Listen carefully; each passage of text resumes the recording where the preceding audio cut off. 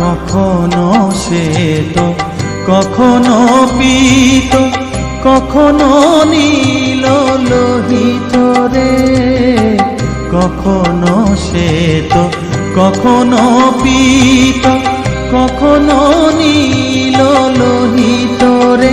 মায়ের সে ভাব কেমনে বুঝিতে না পারি, সে ভাব কেমনে বুঝিতে না পারি।